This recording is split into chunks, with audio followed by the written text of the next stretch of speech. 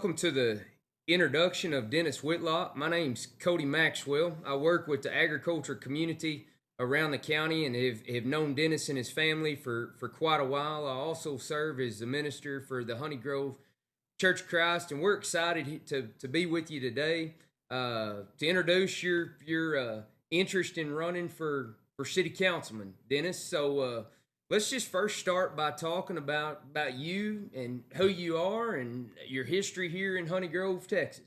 All right, Cody. Well, I want to thank you for being here and giving me that introduction. And been in Honey Grove for all my life. I'm 64 years old. I have a wife and 3 kids and 5 grandkids. We all live here in Honey Grove or the surrounding area. I've been here for a long time since I come here when I was born, 1960. Yeah. So that's my family background. My son and Zach and I operate what is Whitlock Air Service Incorporated. We're in the aerial application business. Mm-hmm. And he and I have been doing that now. We're about to roll up on our 10th anniversary, but I have done that for longer before that. I've been involved in a custom application, either in the aerial or ground aspect now for over 40 years. Oh, so, wow. Have worked all over northeast Texas and southern Oklahoma. Sure. And some other parts. Sure. Well, that's giving you the opportunity to be able to interact with a lot of people, and specifically really bringing it down here to the Honey Grove area. And you've got a deep history and deep roots here that lie in Honey Grove, but tell us really your interest in Honey Grove, where it's at now, where it's been, and where it could potentially go. Right. Well, as far as where it's been, what I know of and have been taught over the years, Honey Grove at its peak at one time was about 4,000 people. Really? This was back when cotton was king. Yeah. A lot of the old buildings that are downtown Honey Grove were there. They were offices. We had people here that was from England. Really? They were cotton buyers. There was probably 5 gins in the immediate area. Yeah. And so that's what thrived the economy and the community. Sure enough. And a lot of the homes that you see in Honey Grove, the Victorian style homes, the bigger 2-story homes, are a result of all that. And at one time, there was quite a lot of wealthy people that lived here in Honey Grove. Yeah. Now, you go back and you look at the history of Honey Grove. I know a while back you served in a government role here in the city. Talk about that and tell us about some things that you did and that experience with being the mayor of Honey Grove. Right. Okay. Yes, I was mayor of Honey Grove at one time. So about 1991, if I got my dates and all the memory correct, Honey Grove switched over from a mayor commissioner form of government to an alderman form of government, which we have now. Okay. So you have a number of places for alderman and a mayor. Uh-huh. And best I remember, I was in the first group that was elected to serve in that alderman form of government. Really? Did that for a term, got reelected to another term. The then mayor at that time resigned after a while. I was mayor pro tem. So I took over and I fulfilled out his time up until that spot was up for election again. I ran for mayor as a write-in because I did not want to give up my spot on the city council. And so I ran as a write-in, but I got defeated, didn't win. Yeah. So served as an alderman for the rest of that term, and when time come for re-election of mayor, I ran for that office, and I became the mayor. I served that capacity for 2 years, and after that, I did not run again. Well, when you look at the town here, and you know, I'm not a resident of Honey Grove. I married into Honey Grove, and I'm thankful to have been able to do that because the town here and the people are just some of the greatest people that you'll come across. When you look back to that term as mayor, and you look at how things have progressed to where they're at now, I mean, you look at this area in northeast Texas, Fannin County, you know, the newest lake that's been developed in Texas in the last 30 years.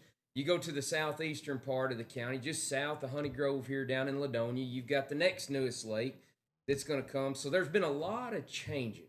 Absolutely. What's your thoughts on some of that? Well, changes are inevitable. some changes are for the good. Sometimes it's for the not so good, but we can't always do something about that. One of those types of changes is age. Yeah. It's we as people and as our community age. Sometimes there's not a whole lot you can do about that.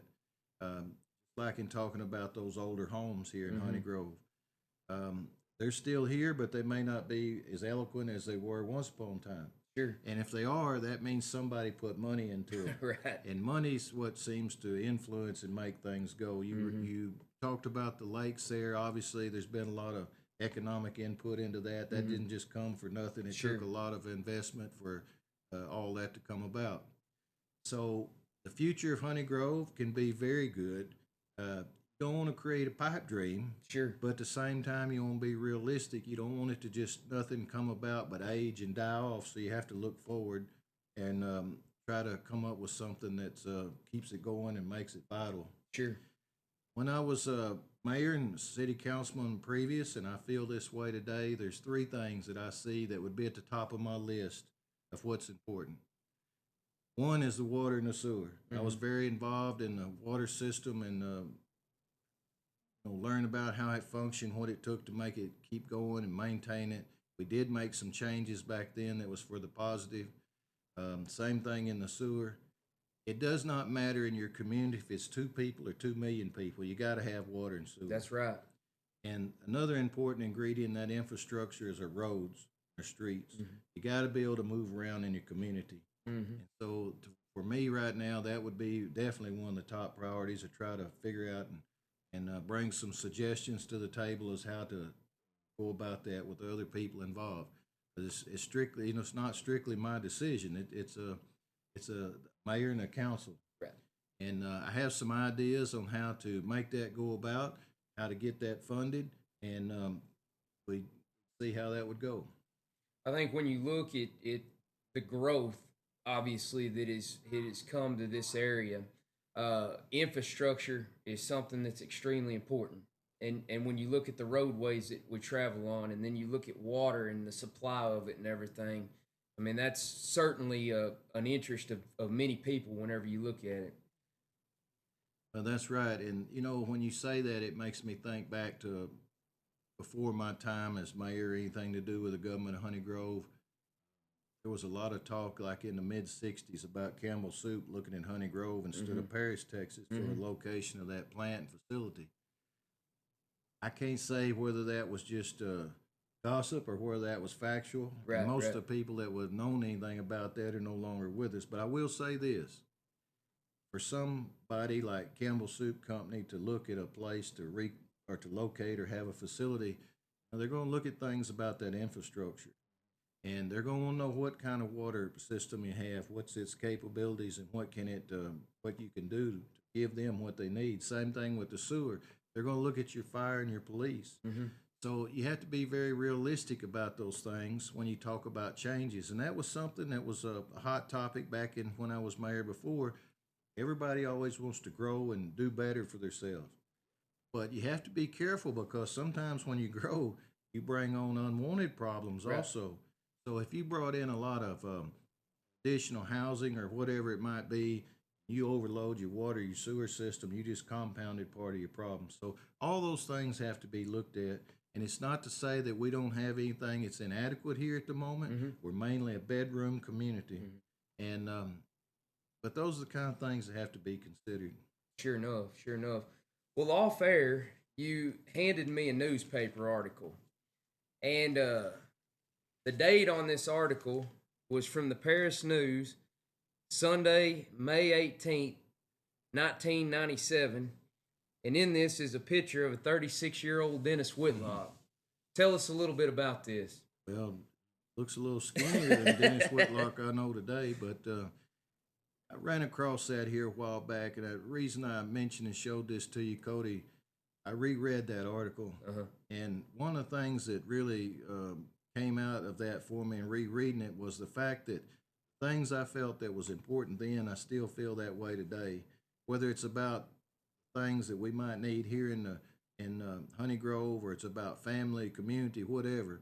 So whatever I said back then wasn't just a whim with the wind. Sure. I strongly believed in it. I strongly believe in it today. Yeah. So I was kind of proud I found that and could look back at it. So it was a nice novelty. Sure enough, that's pretty neat. So Dennis, in one of your three things that you want to address is councilman. One of them was the water and wastewater management. Talk a little more in depth on that. All right.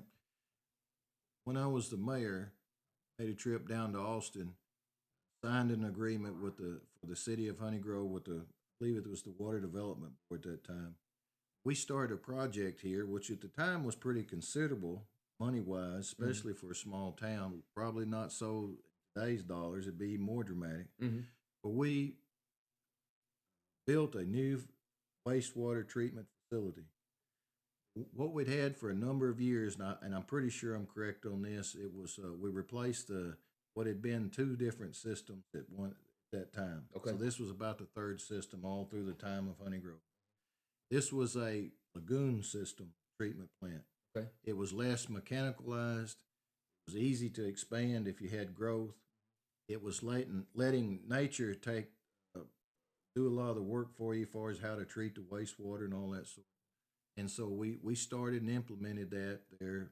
I was the mayor at that time.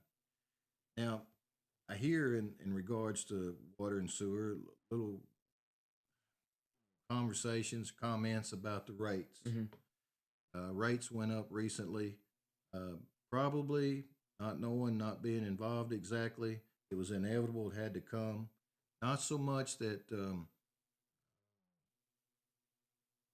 for an immediate fix to something, but it was foresight, it was planning, would be my take on it at the moment.